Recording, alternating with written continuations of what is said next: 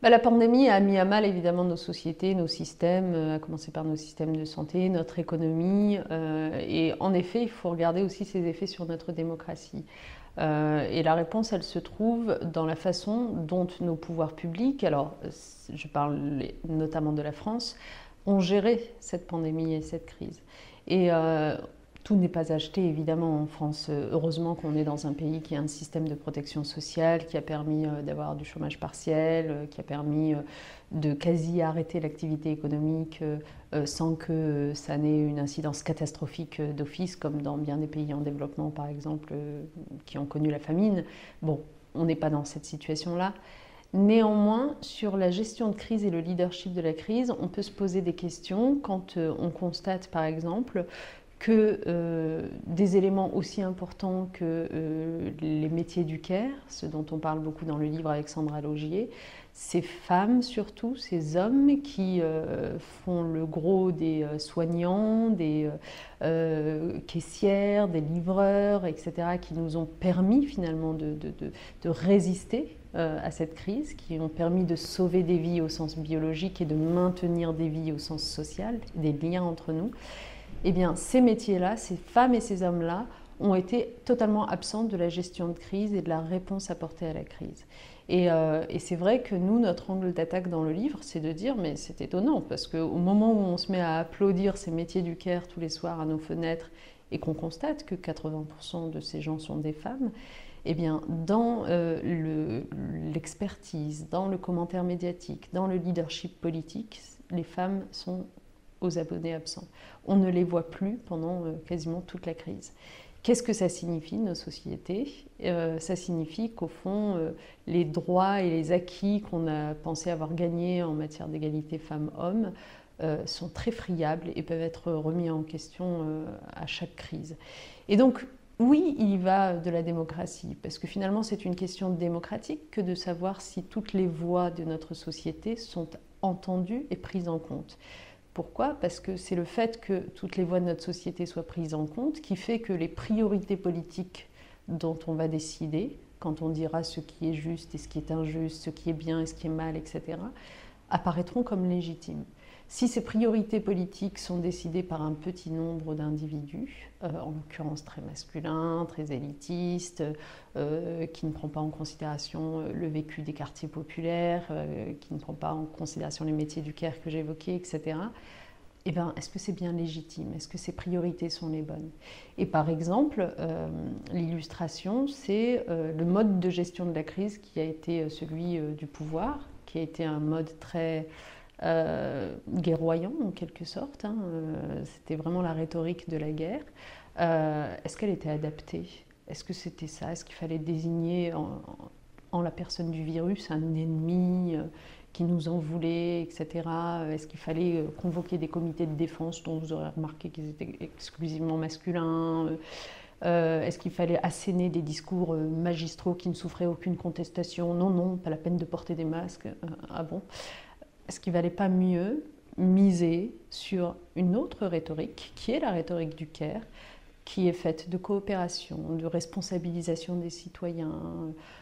Oui, en l'état actuel, il semble que le masque est utile. Nous n'en avons pas suffisamment car nos capacités de production sont malheureusement lacunaires, mais vous pouvez fabriquer des masques en tissu à la maison. Vous voyez, ce type de discours très différent, qui a été d'ailleurs adopté dans des pays qu'on a beaucoup vantés, comme la Nouvelle-Zélande par exemple, avec une femme à sa tête, eh bien, ça a été beaucoup plus pertinent. Et c'est ça la véritable démocratie. C'est à la fois d'entendre toutes les voix et de s'adresser en fait avec un vrai respect, une vraie considération aux citoyens, de les embarquer avec soi, de les responsabiliser, plutôt que d'être dans une forme d'autoritarisme qui ne conduit à rien et qui a été quand même erratique à bien des égards.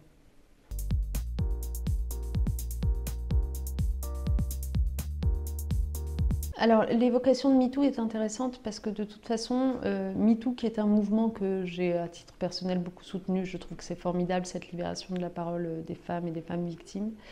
Malheureusement, il faut savoir que dans l'absolu, les effets sur les opinions publiques et nos perceptions culturelles n'ont pas forcément été que positifs.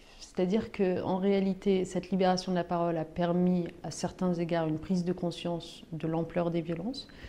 Mais ce à quoi on a assisté aussi, c'est que lorsque cette libération de la parole n'était pas suivie de la part des pouvoirs publics de mesures ambitieuses pour embrayer, pour apporter des réponses aux violences, n'était pas suivie de la part des médias de discours pédagogiques sur ce que sont les violences sexuelles, etc., et était au contraire, dans ces mêmes médias, suivi souvent de débats où vous mettiez sur le même plan la personne qui venait se plaindre et puis la personne en face qui disait « non mais attendez, on est dans une société de la délation, c'est plus possible, etc. » À la fin, en fait, c'était la confusion dans l'opinion publique. Et à l'époque, j'étais chez Ipsos, on a fait pas mal d'enquêtes qui démontraient qu'en réalité, après MeToo, vous aviez plus de gens qui vous répondaient quand une femme dit non, ça ne veut pas forcément dire non, c'est plus compliqué que ça, et puis peut-être qu'elle l'a cherché, etc., qu'avant MeToo. Donc j'attire votre attention là-dessus, parce que comme c'est des sujets auxquels on est attaché, malheureusement les choses ne sont pas noires ou blanches, et ce que ça veut dire, c'est que c'est bien que des mouvements de mobilisation, d'activisme émergent de la société, mais il y a toujours un moment où il faut que pouvoir public et médias en particulier embrayent, fassent quelque chose. Et ne défasse pas. Et parfois, moi, j'ai eu le sentiment que dans les médias, on défaisait ce qui venait de la société, en fait. Donc, avec des résultats très contre-productifs. Bon, c'était une parenthèse sur MeToo. Mais en tout cas, ce qui est sûr, c'est que la crise Covid-19 a immédiatement, malheureusement, remis en cause, franchement, des décennies de progrès pour l'égalité entre femmes et hommes, ce qui s'est particulièrement ressenti dans les pays en développement. C'est vrai que c'est un peu notre focale chez One, de nous intéresser aux pays les plus pauvres du monde, mais ce qui se ressent aussi dans nos pays riches, européens, du Nord. Pourquoi ? Parce que, d'une part, les métiers du care, qui étaient les seuls à être de sortie pendant le confinement et donc à s'exposer à la pandémie, je le disais, sont essentiellement constitués de femmes. D'autre part, celles des femmes qui étaient en revanche en télétravail, avaient la possibilité, on va dire, de s'abriter quand même un peu à la maison, le télétravail a été une souffrance pour elles parce que la charge familiale, immédiatement, évidemment, c'est elles qui l'ont prise, et donc gérer des enfants à la maison, en plus de travailler devant un écran, c'est quand même particulièrement compliqué. Et c'est là qu'on a vu que quand même c'était pas la même chose d'être une femme ou d'être un homme, que cette charge domestique très vite elle retombait sur leurs épaules à elles, qu'il y avait une espèce de spécialisation sexuée des rôles qui reprenait le dessus en fait très vite. Et puis il y a la question des violences naturellement. Enfin franchement les violences qui ont absolument explosé, les violences intrafamiliales, qui ont absolument explosé. D'ailleurs, vous avez vu les chiffres, hein, c'était vrai pendant le premier confinement, c'est encore vrai et plus encore pendant le second, alors qu'il était moins serré. Donc les femmes ont souffert. À l'autre bout du monde, le type de problématique est encore exacerbé parce que quand vous avez l'activité économique qui s'arrête en Afrique subsaharienne et que les femmes, soit elles n'ont pas d'activité professionnelle, soit elles sont dans l'informel, elles n'ont absolument aucune protection sociale d'aucune manière. Donc, du coup, elles n'ont plus de moyens de subsistance. Elles arrêtent généralement, elles limitent leur nourriture, leur alimentation pour que leurs enfants continuent, eux, à survivre. Elles n'ont pas accès aux comptes bancaires, au téléphone portable, etc. Donc même lorsque des institutions internationales décident de verser des aides, des allocations d'urgence, c'est pas à elles que tout ça est versé. Donc en fait, elles n'ont plus de moyens d'autonomie, aucun. Et puis, il y a tout ce qui a suivi la crise et le confinement, y compris dans ces pays-là. Par exemple, l'arrêt des écoles. Et on sait d'expérience, on l'a vu avec Ebola par exemple, que quand les écoles réouvrent, la plupart des filles malheureusement n'y retournent pas forcément dans ces pays. Parce que du coup c'est installé une espèce d'habitude, soit parce que la fille a été mariée du coup, et d'ailleurs le nombre de mariages précoces est en explosion, soit parce qu'on compte désormais sur la fille pour travailler pour la famille, etc. Enfin, quelque chose s'est installé qui fait que retourner à l'école n'est plus une évidence. Donc oui, les filles et les femmes ont été les grandes perdantes de cette crise. Alors vous me direz, oui, mais il y a eu a priori plus d'hommes parmi les victimes directes de la pandémie. D'abord, attendons de voir les chiffres finaux parce que vous avez vu le mal qu'on a eu à comptabiliser par exemple les décès dans les EHPAD. Or, je rappelle quand même que les EHPAD sont très très majoritairement constitués de femmes. Donc, on n'a toujours pas des chiffres stabilisés sur ce sujet. Donc, elles ont été grandes perdantes de cette crise. Et en même temps, je le disais, ce qui nous frappe, c'est que en fait, les plans de relance les ont oubliés, quoi. Les plans de relance, grosso modo, ont été adoptés comme d'habitude par des gouvernements et des institutions internationales qui ont oublié de revêtir les lunettes du genre et qui du coup ont apporté des réponses classiques. Par exemple, on évoque dans le livre le fait qu'en France, dans le plan de relance économique, on va d'abord aider les entreprises de l'industrie automobile, aéronautique, un peu comme on l'a fait dans le plan de relance de 2008 au moment de la crise financière de 2008. Sauf que ce qu'on n'a pas vu, c'est qu'en 2008, la crise financière avait particulièrement affecté ces secteurs-là, donc c'était logique. Mais cette fois-ci, la crise a d'abord affecté le secteur des petits commerces, de l'artisanat, de l'hôtellerie, de la restauration, qui est majoritairement féminin. Donc c'est étonnant qu'on n'ait pas eu aussi cette perception-là de où étaient les priorités. Et en fait, ça part pas forcément d'une volonté de mal faire, mais c'est juste que, désolé, mais quand vous n'avez pas de femmes autour de la table pour décider, il y a des pans entiers de la réflexion qui vous échappent, c'est tout. Enfin, c'est pour ça qu'il faut que les assemblées soient représentatives.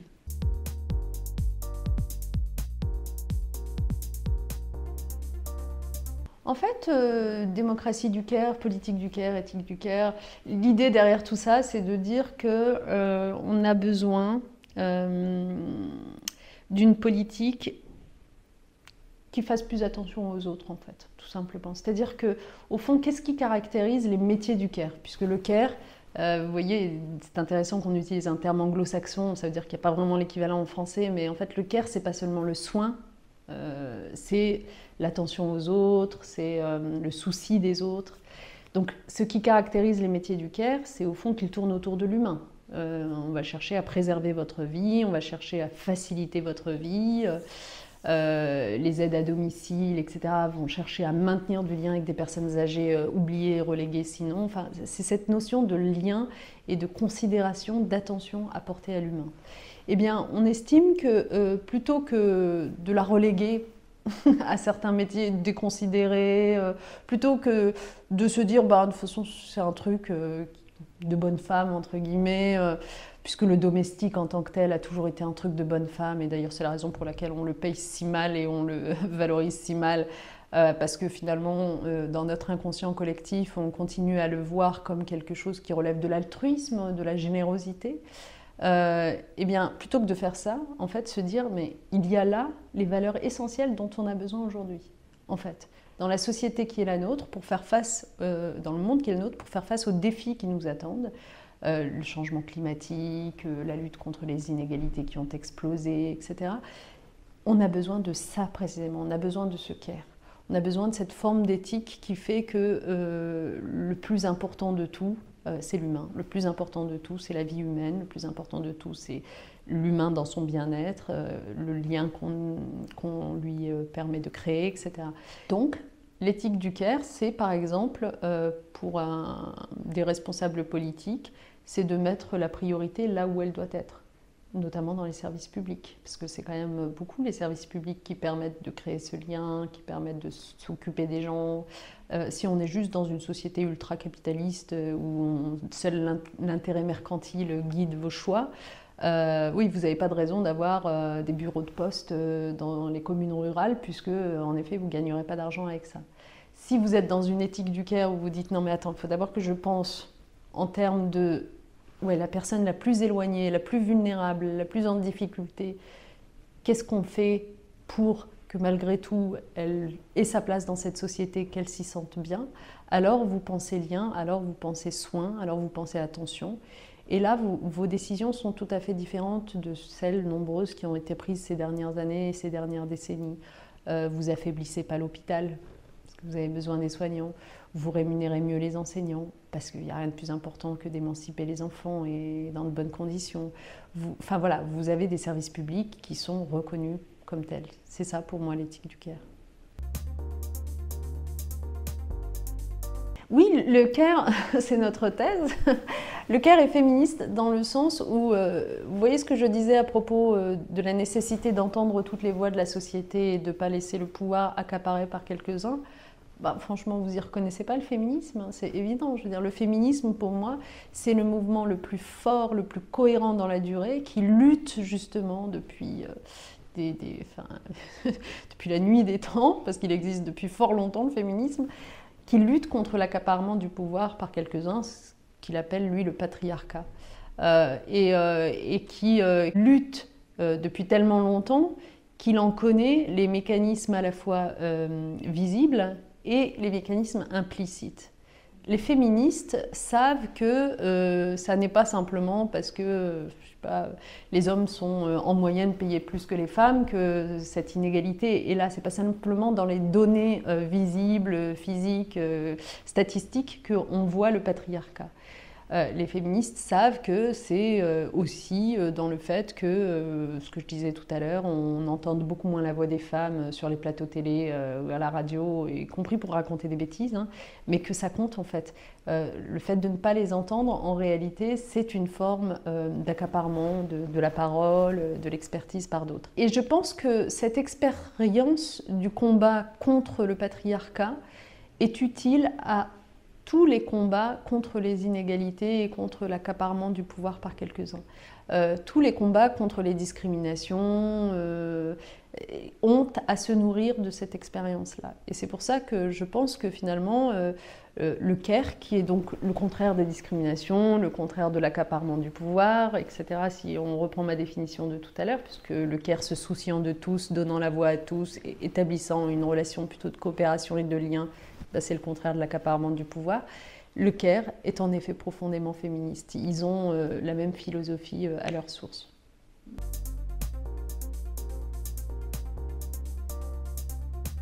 Alors moi je crois beaucoup sur ces sujets-là à la culture, c'est-à-dire qu'en fait c'est vraiment des questions culturelles là qu'on se pose. Et on a la chance, d'une certaine façon, on a de la chance d'en être à se poser des questions culturelles, parce que ça veut dire qu'on a déjà passé quelques générations finalement de batailles remportées sur le champ de l'égalité femmes-hommes. Ce que j'entends par là, c'est que nous sommes un pays, la France, dans lequel nous avons déjà, historiquement, eu un premier combat pour les droits des femmes dans lequel on a supprimé de la loi toutes les discriminations faites aux femmes.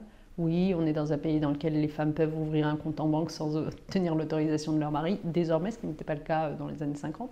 Bon, donc on a déjà fait ce type de travail-là qui consiste à effacer de nos lois, de notre constitution et tout ça, toutes les inégalités faites aux femmes. Il y a de nombreux pays dans lesquels ce n'est pas le cas, dans lesquels une fille n'hérite pas. Donc vous voyez, ce travail n'a pas été, cette première génération de droits n'a pas été acquise par tous. On a ensuite traversé une deuxième génération de combats pour les droits des femmes et l'égalité et qu'on a globalement remporté, heureusement, qui est la génération de droits spécifiques pour les femmes tenant à leurs conditions de femmes. Je pense à l'IVG par exemple. C'est-à-dire qu'il ne suffisait pas d'avoir effacé les discriminations de la loi. Il y avait à un moment donné, oui, être une femme, c'est une condition particulière. Si on ne peut pas maîtriser les naissances, etc., eh bien, finalement, on n'a pas les moyens de son autonomie comme un homme pourrait l'avoir parce qu'on n'a pas la même condition physique. Vous voyez ? Donc, on a besoin de droits spécifiques en tant que femme. On les a obtenus. Donc, on les a obtenus avec l'IVG. On pourrait prendre un autre exemple. On les a obtenus aussi avec la parité en politique, parce que ça aussi, finalement, c'est un droit positif, supplémentaire, on va dire, qu'on met en œuvre pour les femmes, parce qu'on constate que bien qu'on ait enlevé la discrimination de la loi, dans les faits, les femmes ne sont pas en politique, parce que les partis ne font pas d'efforts, etc. Donc on leur impose la parité. Donc c'est une forme de discrimination positive. Voilà. Donc on a effacé les discriminations de la loi, on met en place des droits spécifiques et des discriminations positives dans un deuxième temps, c'est dans les années, entre les années 70 et les années 2000 en gros. Et là, on en est à la troisième génération des combats qui est une génération de combats culturels. C'est-à-dire qu'en gros, même après avoir fait les deux premières étapes, on se rend compte que le patriarcat, malgré tout, ça continue à exister. La spécialisation sexuée des rôles, ça continue à exister. Et donc, qu'est-ce qu'il faut faire? Il faut aller attaquer finalement ce qui provoque ça à la racine, c'est-à-dire les stéréotypes dans lesquels on enferme les hommes, les femmes dans des rôles bien définis, bien à part, et qui sont autant d'empêchements finalement d'atteindre un jour cette égalité.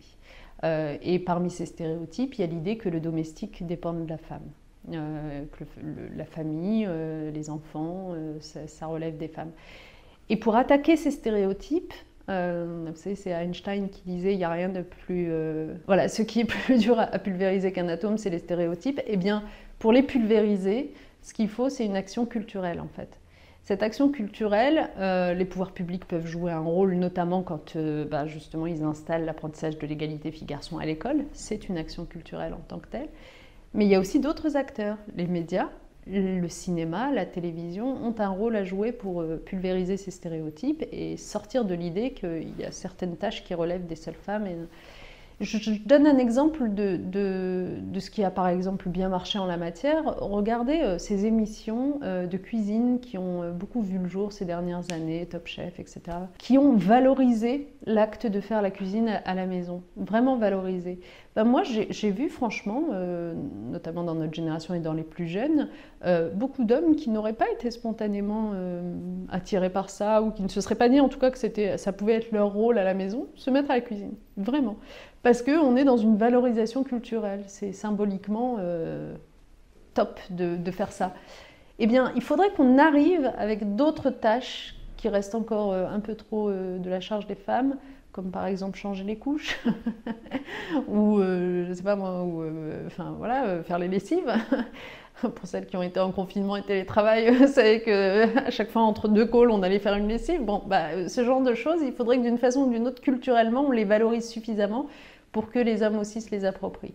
Voilà, donc il n'y a pas seulement de l'autorité, des mesures drastiques, il y a aussi une habituation.